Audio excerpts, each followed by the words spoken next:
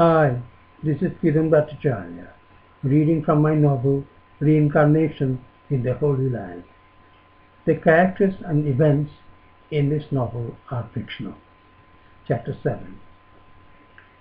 In the morning, Reenabodi's shrill voice wakes him up. She is still upset about the dead mango tree and the curse that its removal will have cast upon the family.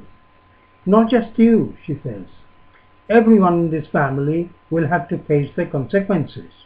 Dead or alive, that mango tree was there for over 100 years. It had a right to exist. It was part of this place. No God-fearing person would have dared to remove that tree. Even in England they have a God, don't they? The Christian God is no different from our Hindu God. Jo hi Allah, so hi Rama, said Mahatma Gandhi, and so is Jesus Christ. God punishes those who are infidels, those who do not believe in His supreme power. The diggers believe that by offering puja they will be able to escape punishment. Perhaps they will, but will we? If someone digs a hole in your body, will you not have pain and suffering? Bhumi Mata is just like us. In her body, the diggers are inflicting pain. Why? Because someone in this house is insisting on sharing Bhumi Mata's own reservoir of water, and that is sin. Reenabodi has a kind of work schedule for the day. In the morning when she wakes up, and she wakes up early, before anyone else, she prowls in the garden, uttering her monologues and cursing whoever is at the top of her list this morning. From the trees she picks flowers that will be used for worshipping the deities and speaks her mind to warn the mortals. If she wants to criticize her son about something, she pretends to dust the forecourt. If her brother-in-law is the target, the backyard. As a matter of course, she goes through every misdeed of the accused, bringing back from her vast memory bank each episode, past, present, and even future, with consummate skill and penetration. Not only does she then describe her own pain and suffering, but also the suffering of the universe and the almighty retribution that is to follow. At that stage, any interruption can only prolong her incantation. She has a room exclusively allocated to the images of the gods and goddesses in ascending order. Right in front, Goddess Lakshmi with a money box, and then Shiva with his snakes, Ganesha with the elephant trunk, Kali with a blood-stained tongue hanging out. The arrangement leaves no room for anyone to doubt her priorities. The second and third layers are crowded with lesser deities, some of whom too low in the pecking order to be recognized by her brother-in-law, who, in her view, is an atheist for the purpose of intellectual conversation, but a worshipper when he needs God's benevolence. After finishing her morning speak-out session, Reenabodi sits in the shrine for an hour or so, chanting aloud the mantras both in Sanskrit and in Bengali to pave the way for her place in heaven.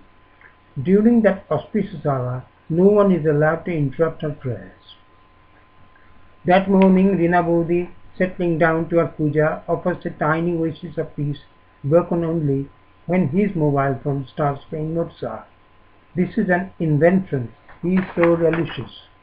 No longer does he have to go to the telephone and talk in front of all and sundry. Just changing the SIM card has done the trick, and his UK mobile has become Indian. Ojo is on the line. He must have picked up the phone number from Reenabodi. I missed you yesterday. I know, I got the message. I would have called you today. What are you doing this evening? Well, the workmen will be coming soon. I'm getting a deep tube well installed, but the damn workers have messed it all up. They lost the pipes, and their entire work yesterday was a write-off. Listen, Ojoy says enthusiastically. Ritik Ghatak's films are being shown at London.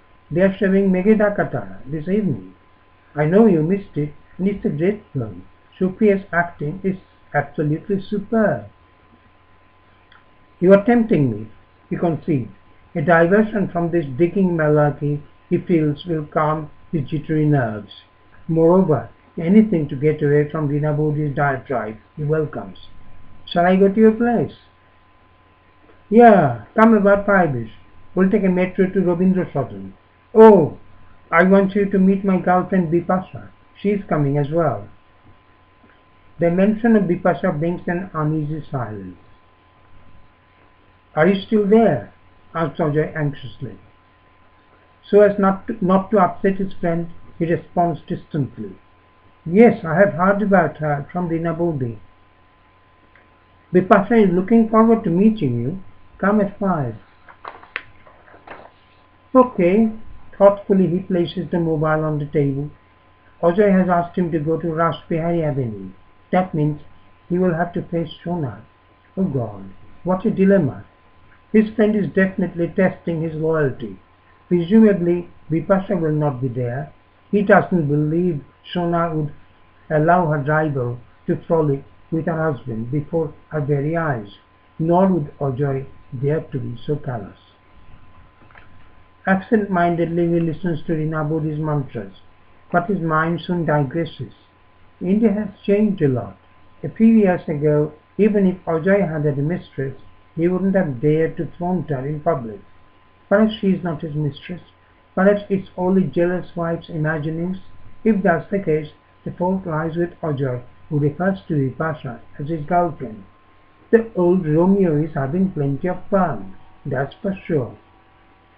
At this point in the morning, while he is waiting for the diggers to arrive and not knowing whether the fools will repeat yesterday's disaster, his spate of envy surges up in him. Given the choice, he would much rather be in his friend's shoes, with a wife at home and a girlfriend to have fun with. Thank you.